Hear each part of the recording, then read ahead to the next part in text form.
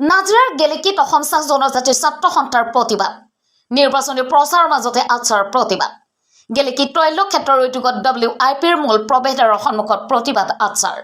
deep ইণ্ডাষ্ট্ৰিজৰ নামৰ এটা প্ৰতিষ্ঠানৰ বিৰুদ্ধে এই প্ৰতিবাদ দীৰ্ঘদিন ধৰি ডিপ ইণ্ডাষ্ট্ৰিজ নামৰ প্ৰতিষ্ঠানটোৱে চাহ জনগোষ্ঠী শিক্ষিত নিবনুৱা যুৱকক প্ৰতাৰণা কৰাৰ অভিযোগত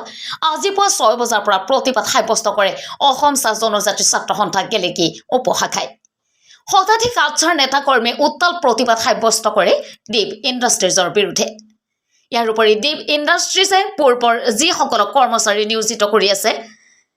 তেওঁলোকক মাত্ৰ ন্যূনতম মজুৰিৰ বাহিৰে কোনো ধৰণৰ EPF আৰু ESI প্ৰদান নকৰাৰ অভিযোগ উত্থাপন কৰিছে সংগঠনটোৱে প্ৰতিবাদস্থলীত ইতিমধ্যে গেলেকী আৰক্ষী উপস্থিত হৈছে নাজিৰাৰ পৰা দিলীপ হাজৰিকাৰ ৰিপৰ্ট অসম ৰিপৰ্ট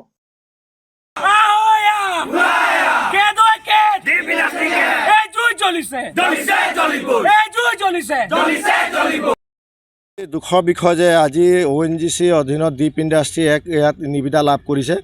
কিন্তু আজি আমাৰ প্ৰতিটো ক্ষেত্ৰতে চাহ বাগিচা যিকোনো প্ৰতিষ্ঠান যদি আহে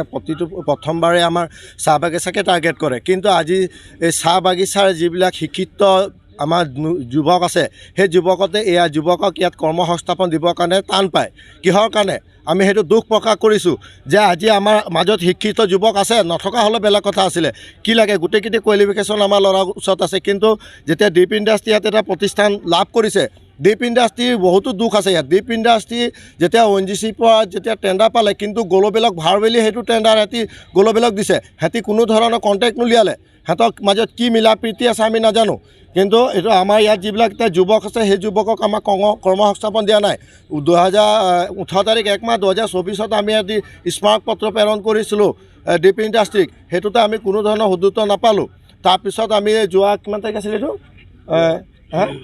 সংস্থাপন দিব লাগিব বুলি কিন্তু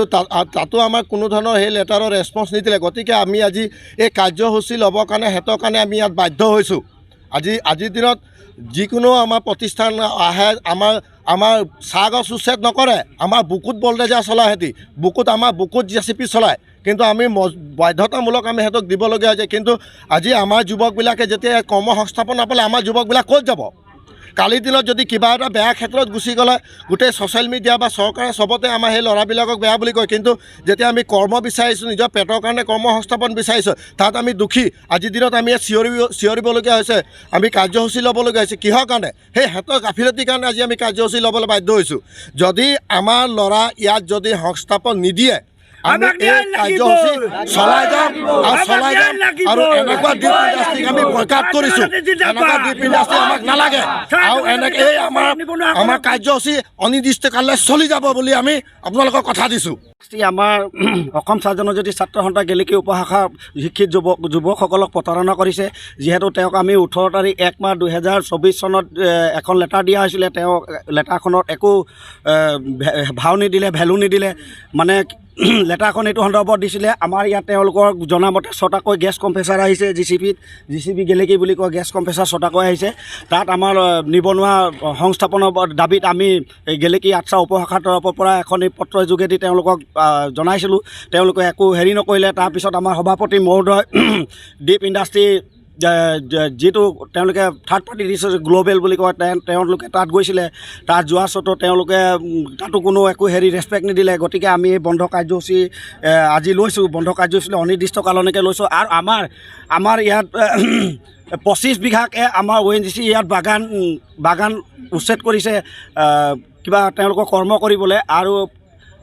এই 25 বিঘা বাগান উচ্ছেদ কৰাত আমাৰ বাগানৰ বহুতো শ্ৰমিক ছটাই আছে গতিকে এনেকুৱা যদি ONGC কোম্পানীত যদি আমাৰ শিক্ষিত যুৱকসকল যদি তেওঁলোকে যদি সংস্থাপন নাপায় তেনেহ'লে কোনে অলৰেডি ONGC আমাৰ বাগানৰ মাটিয়ে লৈছে আৰু আমাৰ বাগানক ল'ৰাকে দিবলৈ তেওঁলোকে বেয়া পাইছে গতিকে মই এইটোৱে ক'ব বিচাৰিছোঁ যেতিয়ালৈকে আমাৰ শিক্ষিত যুৱকসকলক ইয়াত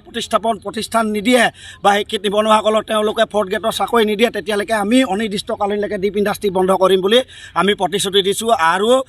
আমাৰ এই কাৰ্যসূচী তেনেকুৱাই থাকিব চলি থাকিব যেতিয়ালৈকে আমাক সংস্থাপন নিদিয়ে আমাৰ ল'ৰাক